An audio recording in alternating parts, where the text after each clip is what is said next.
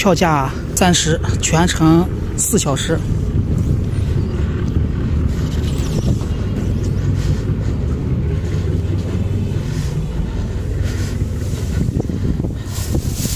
座位。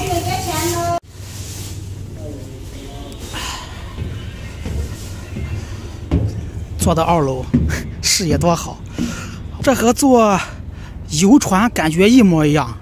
这视野，这一路风景多好。先坐去，明天再坐回来。这是2楼的船舱，边上全是坐的凳子，冷的话可以坐里面，下面也可以坐。当地人肯定坐下面，因为他们都看的都不想看了这个风景。像我这种比较兴奋。这是2楼。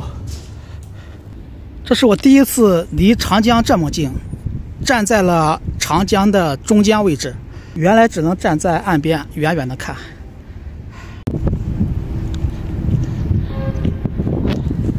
风有点大，但是不是很冷。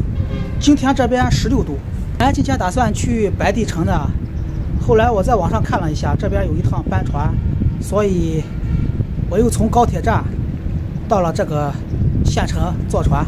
其实坐这个船就不必去白帝城了，它本身需要穿过白帝城。坐高铁从奉节到巫山只需要10多分钟，坐大巴车也一样快，有高速。这个船可能像咱们北方人坐的比较多，到这个船上看一下风景。还有就当地人，这长江居住的一些居民会选择坐这个船。每站必停，那种小码头都需要停靠，中途会不停的上人，不停的下人。这是票价，巫山到奉节30。奉节县常住人口74万，但是整个县城规模不亚于一些中型城市吧，建得挺好的。它是重庆的东大门。边上是巫山县，还有永阳县。耐心等待吧，早着来的有点早了，还需要等将近1个小时。天气不是很好，没有太阳了。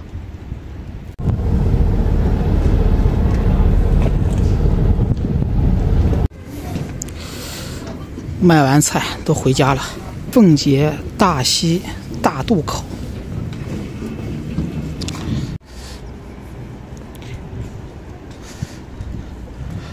前面是大的码头，这边全是停。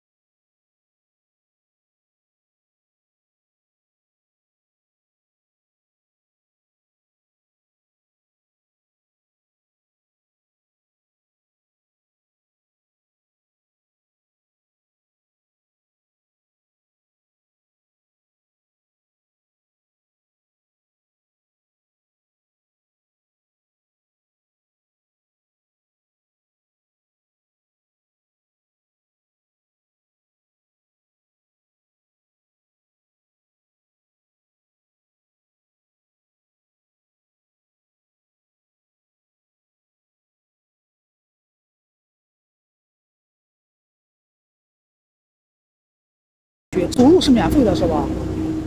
哦，走路是免费的，如果你要走景区是收费的。这10公里上去也不容易，到那个山顶上10公里。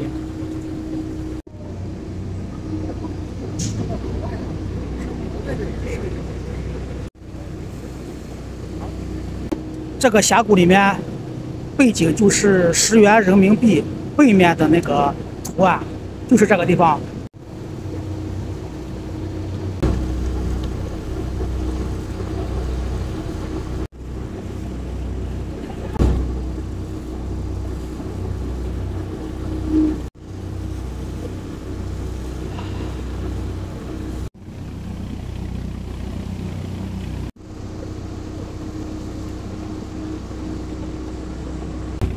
景色非常好。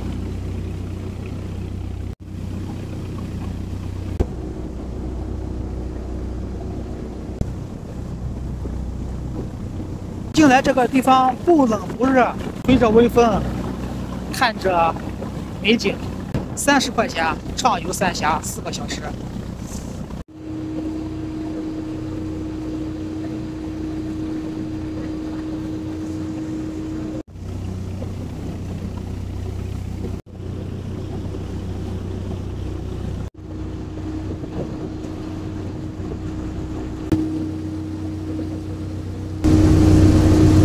货船，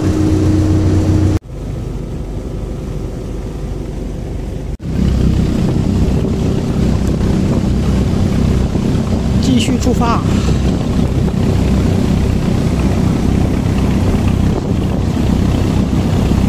这全是当地的橘子，满山遍野全是这种橘子，密密麻麻的。全是，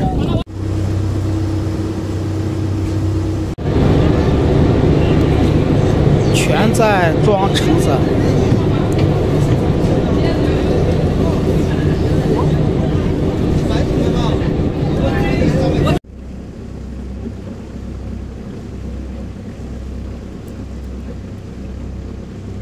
我现在知道这个船为什么这么慢了，它不停的要靠岸，比如说先靠到江的北岸，上完人之后再开到南岸再上人，不停的在渡江。现在是3点10分，还有2个小时。这艘船比较大，所以比较平稳，就和陆地上差不多，坐大巴车的感觉一样，一点都不晃，也不会晕船。靠岸了，这些小船都是当地人的。因为你要从这边到对岸去，必须坐船，也没有大桥让你过。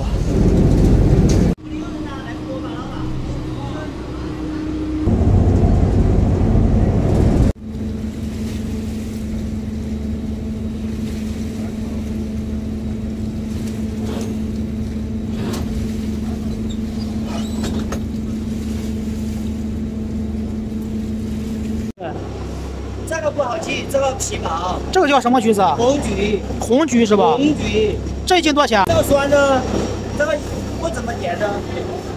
你尝一下。哦，不尝，没事，别。便宜一点。是3块到4块。零售3块到4块。西瓜也差不多2块。别，我不吃，我给你放这。别，不容易这个，这个5块是吧？你尝一个吧。不尝，不用，这个5块。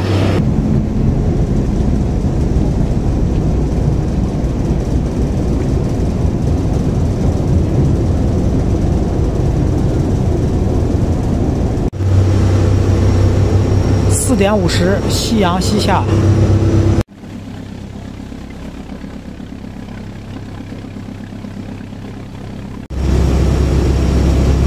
这边叫老鹰背，马上到了，还有几公里路，我都能看见巫山县城了。